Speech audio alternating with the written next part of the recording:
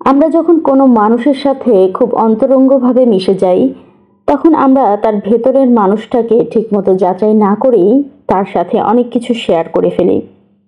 পরবর্তীতে যখন আমরা তার আসল রূপটি চিনতে পারি, তখন ভালো হলে তো খুবই ভালো, আর ভালো না হলে আমরা ভীষণ কষ্ট পাই বা আমাদের মনটা ভেঙে যায়। অনেক মানুষ উপর দিয়ে অনেক ভালো হলেও তার ভেতরে জড়িয়ে থাকে অহংকার ও স্বার্থপরতা।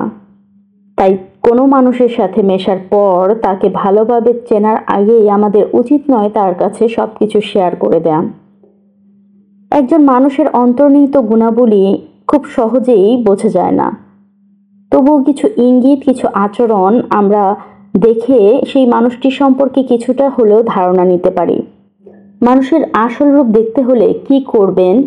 মানুষ কি আসলেই চেনা সম্ভব? একজন মানুষের অন্তর্নিহিত গুণাবলী বোঝা কি এতই সহজ? আসলে না। তবু কিছু ইঙ্গিত, কিছু আচরণ আপনাকে সেই মানুষটির প্রকৃত চরিত্র সম্পর্কে ধারণা দিতে পারে। সহজ কয়েকটি উপায় বলে দিচ্ছি। ১. ঘোরাঘুরি করুন সেই মানুষের সঙ্গে। একসাথে ঘোরাফেরা মানুষকে চেনার একটি চমৎকার উপায়। যখন একটি ভিন্ন পরিবেশে কেউ নিজেকে মানিয়ে নেয়, তখন তার ধৈর্য, রুচি এবং মানসিকতার প্রকৃত চিত্র ফুটে ওঠে। দেখা যাবে হয়তো কেউ খুব সহজে রেগে যায় বা অল্প অল্প কারণে বিরক্ত হয়, আবার কেউ সবকিছু সামলে আনন্দ ছড়িয়ে দেয়। এই সময় তার অর্থ ব্যবহার এবং অন্যের প্রতি দৃষ্টিভঙ্গি পরিষ্কারভাবে ধরা পড়ে। ২. টাকার লেনদেন। আপনার কারো সঙ্গে টাকার লেনদেন হয়েছে? খুব ভালো। এখন দেখুন সে টাকা ফেরত দেয় কিনা। টাকা নিয়ে কার্পণ্য বা দায় এড়িয়ে চলা মানুষের সততা এবং মানবিকতার অভাবকে প্রকাশ করে। আর যারা অন্যের সাহায্যের উদারভাবে এগিয়ে আসে, তারা সাধারণত আন্তরিক এবং সুহৃদয় হয়। ৩. রাগের মুহূর্তে মানুষটি কেমন? মানুষের আসল চেহারা তার রাগের মুহূর্তে প্রকাশ পায়।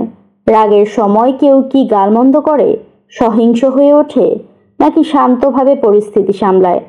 রাগ সামলানোর ক্ষমতা একজন মানুষের ধৈর্য, সংযম এবং পরিপক্কতার পরিচায়ক। ৪. তার অধস্তনদের প্রতি আচরণ।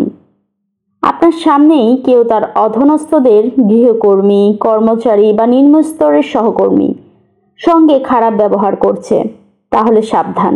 এই মানুষটি আপনার সঙ্গেও একদিন এমন আচরণ করবে। সত্যিকারের ভালো মানুষ সবার প্রতি শ্রদ্ধাশীল। ৫.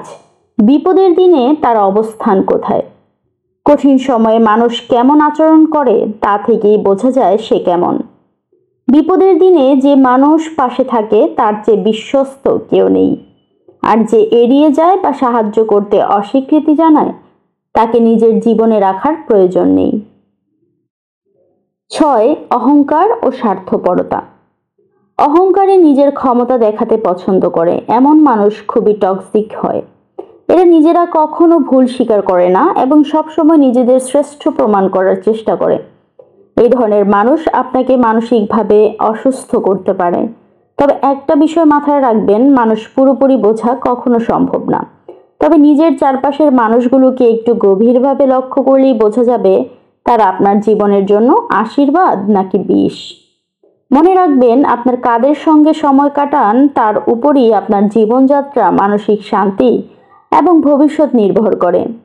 মানুষের আসল চেহারা জানতে হলে সময় দিন, পর্যবেক্ষণ করুন। তাড়াহুড়ো করে কারো উপর ভরসা করবেন না। যে মানুষ আপনাকে সম্মান করে, আপনার কষ্টে পাশে দাঁড়ায়, তিনি আপনার জীবনের প্রকৃত সম্পদ।